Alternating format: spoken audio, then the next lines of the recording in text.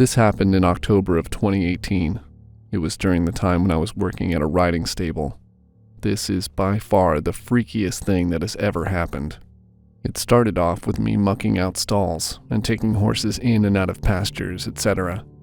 Around 12:30 p.m., my mom came to pick me up from work.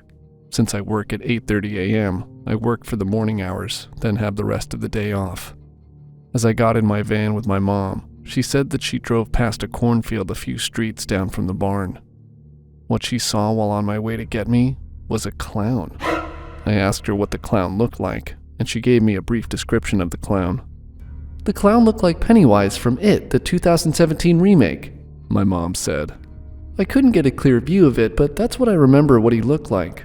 As soon as my mom said that, I questioned her on what street that she saw the clown at.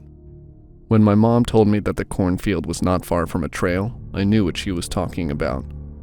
The trail my mom was talking about used to be a train track many years ago, but ever since the train track was removed, people used it for many purposes, like hiking, dog walking, dirt biking, etc.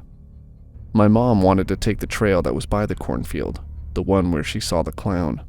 I was going to tell her that it wasn't a good idea, but she insisted that we do and take my dog there. My dog was a German Shepherd Golden Retriever mix, and he was about a few months old at the time. He wasn't really big, but he was always so rambunctious that we had to walk him every day. It was a pain to say the least, but fun too. My mom drove down a road that she took to drive me to and from work and riding. It was a quiet road and it never got busy. When my mom got to the cornfield where the trail was, she parked her van and me and her took the dog out. We couldn't see the clown, but I wonder if he ran off to hide or something. I didn't want to look for the clown, so we started walking down the trail. It was surrounded by trees with leaves changing colors. It was fall, which was my mom's favorite season. As we walked down the trail, we let my dog go to run and do his own thing. After a few feet away from the van, I noticed a dirt bike on the ground. Upon getting closer, I looked to see that the bike had been there for a while. Unsure about if the bike was stolen or not, I noticed some damage done to it. The tires were slashed and the chain was broken. The bike seat was also ripped. I looked to see if anyone was around, but couldn't see anyone. Thinking whoever left the bike was taking a piss or something, my dog was staring at something in the wilted cornfield. I walked up to my dog and grabbed his leash to be safe. When I took hold of the leash, I looked up at the wilted cornfield. Winter was approaching within a few weeks, so it was normal to see most of the cornfields wilted in the area. I looked to see a figure in the cornfield. That was what my dog was looking at. My mom was a couple feet behind me, so she wasn't far behind. I can see that the figure looked like the clown my mom saw earlier. He looked to be about 6 feet tall. He was medium build, and he did look like the clown my mom described it to be. I wasn't sure why he was standing in the wilted cornfield, but I had no idea what his plans were. As I stared at the clown figure, it turned around to face me. I can see that the clown had an axe in his right hand, and that was when the shit hit the fan. To the right of the clown, I could see at least 3 or 4 men dressed in black about a few feet away from the clown. I was nearly pissing myself as I wondered about why those men were here. If it was private property or something, why couldn't they have just told us to leave? The clown slowly began to walk towards me and my dog. I almost froze in fear at that point. Suddenly, out of nowhere, there was a blood-curdling scream from somewhere in the forest. It sounded like a woman was screaming, and I lost my shit right then and there. So I booked it down the way I came with my dog, not looking back. When I caught up with my mother, I told her to run, and we did so. Despite my mom having breathing problems, we ran all the way back towards our van.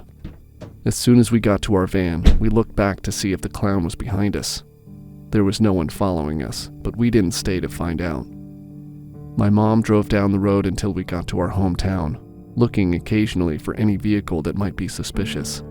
When we got back, we reported the clown incident to the police, and they went to the location where we found the clown.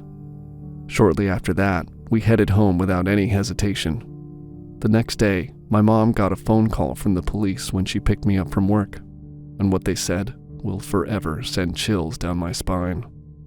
My mom told me that the clown, with 3 or 4 men, were luring people down the trail we went to.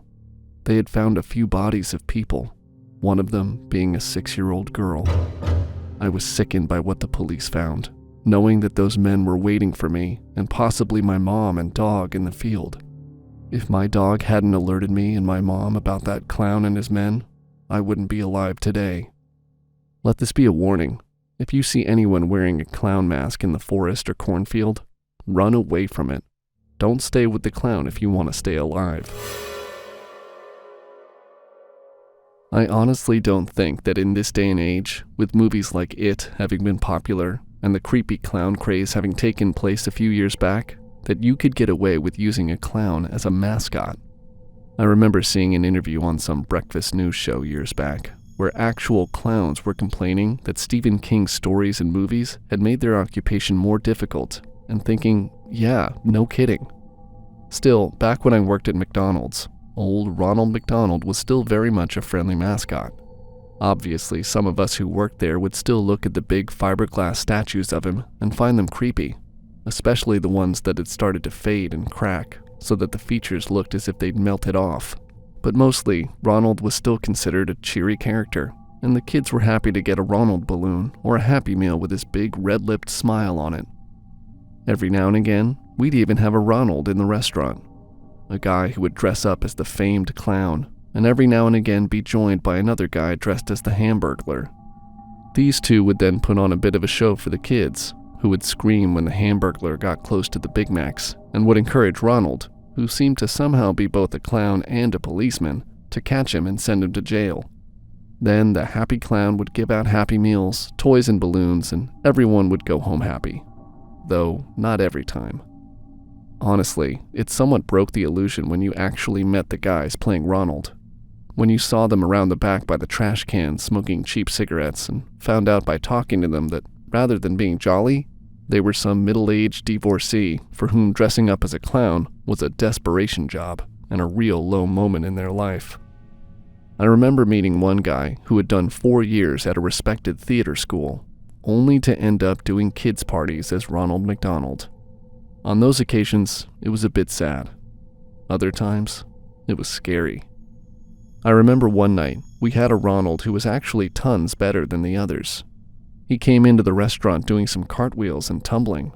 He did magic tricks, which none of the other guys had done, and the kids absolutely loved him. I remember asking if he needed us to put on extra burgers for the small crowd of kids he'd built up around him, or call in an order for balloons to be inflated. But he just shook his head and maintained that weird fixed smile. So I turned around and went back to whatever burger-related nonsense I was busy doing that day. It was only a few minutes later that the first kid started to cry. Then another, and then another. There were raised voices from parents, and by the time I got to the front, the clown had disappeared entirely, running off out of the double doors and off down the street, chased by one of the dads. Talking to the parents, I heard that after a while, the guy had switched from being jolly to angry. He had whispered in each kid's ear and told them awful things. Things about how their pets would all die and go cold, how maggots would eat them, how their parents didn't really love them, and that one day they would have to watch them die, how there's no Santa and no tooth fairy. It was only when one of the distracted fathers looked over and saw the clown actually look like he was about to lick his boy's ear that the fighting started. Of course, with the clown having run away, we were left to answer the complaints, with some parents demanding to know where we'd hired the guy from so they could lodge a complaint and report him to the police. I'm supposing that you might have guessed by now that when I checked the schedule, there was no Ronald McDonald lined up for that day, or even for that week. Nobody booked to play the part. No actors do. This guy had just made himself up as Ronald and wandered into the restaurant with the intent of upsetting the kids. He'd been allowed so close to those kids without anyone questioning it that they could hear him whispering and could complain about his rotten breath. When you think about what he might have done, that's a real creepy thought. In the week that followed, warnings were out to all McDonald's staff to be on the lookout for any unscheduled arrivals of a guy in a Ronald McDonald costume, assuming, of course, that this guy wasn't one of the ones who already worked for the company. I remember feeling embarrassed in front of one of the cops we spoke to, because as I spoke to him, I couldn't help but laugh. The cop genuinely asked me if I could give a description of the guy they were looking for, and whether he had any distinguishing features. You couldn't make it up. This only happened recently. Me and my friend Leon were driving home after grabbing some burgers and fries. You know, the usual night out stuff. Leon was at the wheel, and it was just like any other night, until we noticed a circus tent set up at the edge of town. Leon, being the scaredy cat he is, shivered at the sight of it. Leon's always been terrified of clowns. He can't even look at pictures of them, let alone have any interactions with an actual clown. If he even sees one, he freezes like a deer caught in headlights. Anyway, we're driving and Leon's white-knuckling the steering wheel because the circus was on his side of the road and we were stopped at the lights outside the circus tent. That's when we spotted a clown, standing right there by the entrance. He had a colorful suit, big shoes, and a face painted like a nightmare. Leon's grip on the wheel tightened, and I could see the panic in his eyes. The clown, being a bit of a jerk, noticed Leon's discomfort and started doing that creepy wave they do. You know the one, slow and deliberate, like they're taunting you. Leon's face turned paler than a ghost, but he tried to keep his cool. The clown, instead of just doing his circus thing, starts walking towards our car. I'm telling you, he had this eerie grin that even sent shivers down my spine. Leon's muttering, "Please just go away," under his breath, and I can tell he's thinking of running the red light. But this clown, he wasn't having it. He started approaching our car, still waving and grinning. Leon started revving the engine while trying not to look over at the clown.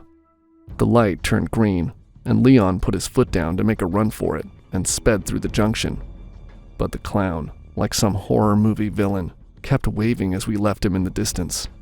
We were both kind of freaking out at this point. Even from someone who's not afraid of clowns, it was still kind of chilling.